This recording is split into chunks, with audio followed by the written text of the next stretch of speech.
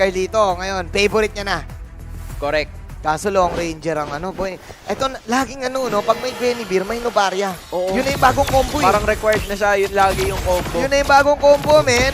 Hindi mo siya i-deny eh. Kasi hanggat maaari, kasi gusto mo talaga na medyo maanoy or magulat yung iba mong mga kakampi. Pero ngayon nakikita mo naman, it's gonna be Vincent already using that retribution together with that knock-up. Ayan, ako, isa pa. Ay, naku. Ay, oy. Sinasahay ko, bol. Buti na lang dito mama yung first kill. Tsaka yung patience ni JP, by the way, si JP naka-purify siya. Nako, yun And because lang. of that, wala siyang flicker para makatakas. JP is down, still alive though. Na-sniperu si JP First Blood para sa side ng RBL. Ang sakit, Medyo bestie. makati si Swallow, boy. Swallow! Swallow eh.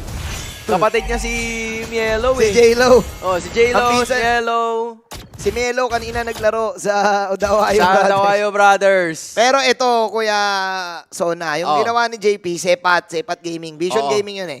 Kailangan malaman nila saan pwesto. At alam naman nila yun, pero 3-9 niya i-contest.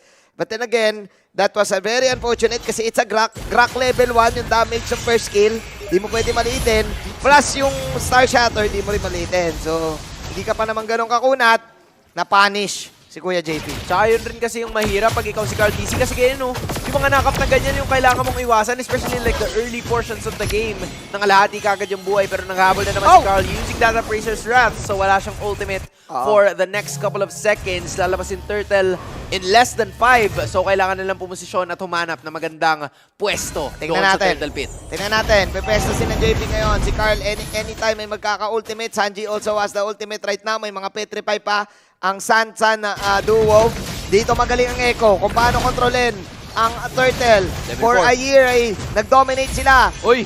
Okay, tingnan natin. Kaso natulak ng bagya, penalty zone ay gagamitin na naman. Ay, Pero yun na tingnan nga. mo naman, it's gonna be the Grok going down on the DC's first death of this game. Sanford nasa may padalikuran. Then na-target niya si Cars. Hinahanap si Cars. Kaso it makes a lot of sense. Si Sanford, na kay Sanford ang finish line. Pero hindi niya masipat. Instead, si JP yata ang hindi pala mawawala kasi makakatakas na naman sila. And it turns out, it's all according to plan. Dahil ang makakuha ng Turtle ay walang iba kundi si Carl TZ at ang mga Orca. At doon natin nakita ang the signature playstyle of Echo na suntukan at pagdating sa combo, talagang highlight is real. Double petrify to the final blow, to the rap waves. Yun ang mga hinahanap sa Ang Echo. dami. Yung mga ganong galawan eh, no? Ang dami mong kailangan nalalahanin lalo na sa mga ganong klase ng mga chop kasi ang daming skills na binibitawan ng Orcas. Yung maraming pinipindot. Madaming pinipindot, yan ang favorite nila. Oo, favorite nila yan. Pag maraming pinipindot, mas ang gigigil yun eh. Kaya pa naman pala gigil si Kuya Carl na ngayon Oo. ay 1-0-0 na, getting the first kill for the side of Echo. ODTZ ang kanya naging biktima sa pagkakataon na yun. Meanwhile, on to the gold lane, napapansin natin Kailangan- na talagang todo talaga ang bantay Oo. ni Kuya ODTZ dito sa taas kasi alam nila Kaya yan kasi eh. Muay ang kailangan nilang bantayan. Oh, actually, di ko rin, feeling ko di rin mahabol ni Benny yan kapag nagpabilis. Pero Uy. tingnan natin dahil may laban na naman dito sa top lane. Tinan mo si ODTZ na naman ang kanilang mamataan. Extra knock-up coming in from Oy, ODTZ. grabe. Hindi siya makakapag-dash away pa because it's gonna be Vincent and company getting that one. Swalo gets the second kill for the side of RBL and they have the gold lead right back. Grabe yung double knock-up. Partida, di pa kinombo yun Oo nga eh. Pwede i-combo yun kanina para mas madagdagan yung proc nung sa Guinevere. But then again, you need to respect the space jump. Space jump, Kasi tama. yung space jump ni Vincent, sa sobrang tagal mo sa ere, madali kang maland nung space shatter. Tama. Easy space shatter yung kahit pumikit ka na lang. So, kailangan ko ikaw eco-respect the MC. Legit. Kumbaga ano na to eh, play ere by Juan Carlos eh. Oo. Yun na yun. Alam mo na yun. Alam mo na yun.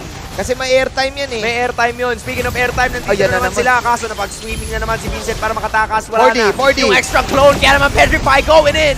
It's gonna be the Guinevere going down that situation. And that is a major conversion dahil yung Turtle line nandyan na. Walang retry ang RBL. Gamit na gamit ni 4D yung Petrify dito. Hindi pa nga siya nag-ultimate doon kanina. Nice flank mula kay 4D. At dito, natin makikita ang strength ng Echo, yung pag-punish sa mga ganong plays.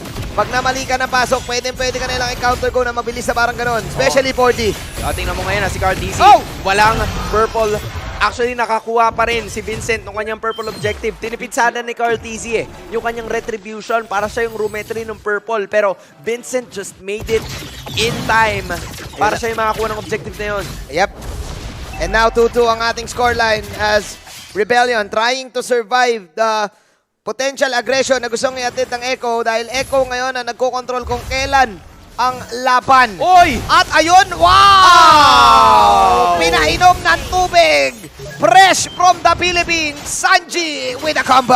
Alam mo naman, napakaraming anyong tubig dito sa Pilipinas, kaya talagang malalatagan. At Grabe yun! malulunog ang hindi mga marunong lumangoy. Grabe, may ilog, may waterfalls, Tama, may lawa, may lawa, may hot spring, may sapa, may sapa, may estero, ikaw na lahat bahala. na, may mineral, lahat na ng anyong tubig nandito. Andito na lahat Na kay yan. Sanji, Na kay Sanji. binuhos niya yung tubig doon. Kanina niya pa hinahanap yun. Crucial pick-up yun, pare. Literal, speaking of crucial pick-up, mukhang Ayun crucial din. pick-up, pero walang iba kundi si Sanford. Yun din. Yun din. Sila pala, meron pala silang hindi, May meron din airtime. pala silang airtime. Kung kay Echo, anyong tubig. Anyong tubig, sa kanila, anyong ere. anyong ere. Kung meron mang ganun. The element of the wind. Oh. Unleashing the inner ang. Oo, the innerang. The inner ang. The Si Vincent na airbenders. naman ang namataan. Okay. Si Vincent. Up, one judge coming out from ODTC. The Audacity. The Audacity one judge. Pero makunat. Okay, makunat, si Carl. makunat. Net ako, hindi. Medyo atras muna tayo kasi si ODTC na yung nakita natin eh. Kung si Vincent yun, kung hindi nakapag-dash away si Vincent at nakaalis dun sa kanyang former form, Oo. baka sakali na talagang nakapalag ng todo. Tingin ko Sanji is the way eh. Sanji is the way. Si Korra to eh. Oo, Legend of Korra. Oo, waterbender eh. Kumbaga si Ang kontra kay Korra to. Oo. Pero si Ang ang isa-channel ngayon ni JP. Instead, lumipat siya dito kay Cars. 50% ang buhay nitong Turtle. Pero yung laban ay nasa pagitan ni Sanford at Galing ni ni Sanford. ODTC trying to zone out everybody Oh my else. Pero God! doon, Petrify na naman. Nalatag kay Vincent and the combo is gonna be legit na. Si Vincent ay mawawala sa laban na yun. Ang tinte ng setup na naman ni Sanji. The waterbender. Mula dito sa Echo. Ito na ata ang tunay na Orke. That is the Kadita special. Parang yung pala yun. With another combo Petrify Rough Waves. Tinan mo, nandito na sila sa may badalikuran. Nasa lupa sila pero underwater ang galawan. Carl TC unleashing Oy, once oy, again. wow, At ayan, wow, wow, wow, wow, wow, wow. Kulang ang pinipindot ni Carlito. Kailangan pindutin yung recall. Tama, testing lang. Oh, Alam mo domestic. naman. Domestic. Nasabi niya na yan sa interview na mas gigil sila ngayon. Sabi kasi ni Mara, Carl, Ano yan? Gumanon si Mara. What's the plan for Echo? Gumanon si Mara. Ano What's sabi the ni next Carl? step? Ano sabi ni Carl? Sabi ni Carl. Nagka-problema lang talaga kami. Pero mas lalo kami gigil ng po. gigil. Mas lalo po kami ng gigigil. Pero si Oo. Vincent, medyo nang gigil din. Benny Cutie nakawala. Fortunately for that one, as RBL is looking for a pick-off. Pero yung Echo, Yung ganitong laban, walang tigil to. walang tigil to, men. Ganyan yung Echo, ganyan yung mga line-up. Tinan mo, lipad-lipad na si JP dyan, mangsisepat. Tingnan natin, kasi every time na cooldown ng Petrify, yan yung mantra ng Echo kapag Petrify Gaming eh. ilaban natin. Ilaban yan. Ilaban oo. natin, tinan mo, penalty zone ay gagamitin na rin. Carl TC dashing away from that fight, pero knock Grabe. na naman para kay ODTC. That's kill, or death number 2 rather. Benny Cutie prioritizing lang, pero Purify ang gagamitin niya. Makatakas pa kaya sa pagkakataon Boy, si na yun. The Benny. answer's gonna be yes sa tulong ng guiding wind ni JP. Matindi si Sanji talaga, boy. Iba. The San Duo. He's doing it. May ano talaga, may arit. May arit, kumbaga parang Stockton tumalon. Yung galaw nito, kumbaga kung may Splash Brothers, may San Duo. May San Kung Duo. may Dudley Boys, may San San Duo. Duo. Kung may Kendall and Kylie, may San San Duo. Duo. Kung merong The Kardashians, May may San San Duo. Duo. Basta kahit anong mangyari, May may San San Duo. Yun na co- yun. Yung mga combo ng San Duo ang nagdadala dito Oo, eh. legit. Kaya sobrang isipin mo si Benny Cutie. Minsan pa nga lang siya maging parte nung fight na yun. Oo, Diba? nabuhay pa. Nabuhay pa. And yung priority niya lang talaga, papabagsakin niya lang talaga yung Torres sa may bandang gitna na konting pitik na lang. Literal na isang one hit na lang baka sakali na Oo. mailaban na talaga nila ng todo yun. It would have been a huge advantage for them kasi magkaka-access sila dun sa mga buffs ng RBL. Tingnan natin kung kakayanin ng RBL yung mga ganong combo kasi nakakatatlo na ata si San Duo eh. Oo, nakakatatlo na. Tatlo o apat na nga ata na kills yung Ay, na-provide kaya yun eh. nandito sila ngayon. JP ang kanila makikita, Circling Eagle, pero makakatakas na naman kagad. Carl TC with his taunt as well. Dinedepend. Okay. Ayun, nalilikod si Sanji. Nakita si Sanji. Nakita si Sanji. In astral projection. Sanji. Oh, okay, Sanji. Sumisisid. Sisid Umahon out. na. Umahon na. Kumain na ng liempo. Oo. Okay. Masarap yun. Masarap yun. After ng streaming. Oo nga. Feel ko kahit ngayon, pwede rin eh. Mamaya no? No, parang palag eh. Masarap nga yun. Pero sino kayang papalag mamaya? Tingnan natin. Papalag ata to si ODTC. Dinedepensahan lang ng RBL yung Torre. Yung Torre kasi isang pitik na lang eh. Ayan na nga! Ayun na, penalty zone gagamitin na naman ni Cars. Pero instead, si ODTC na naman ang mamataan. Ay! Kaso buhay pa rin siya. Pero sa likod si JP. Naglatag na naman ang kill para kay Moai. ODTC might go up next and Cars. Sinasalo lahat ng mga shuriken. Kahit yung finish line sa kanya na rin. Umabot siya sa finish line pero naplat yung gulong Manjin. Grabe sila nag-set. Sila nasitan. That is Echo with the outplay. Apat ngayon na nawala sa side ng RBL and Echo will take the Lord. Plus, may kasama pang Torre sa gitna. Kumbaga 2 points, lay up, Euro step, may kasama pang foul and they want more. 4 points no? 4-point play. Legit 4-point play. Hindi ko alam kung paano nangyari yun, pero they are just doing it. Grabe, bira ka makita ng 4-point play sa basketball. Dito mo lang makikita Dito mo yan na makikita yan sa FLI.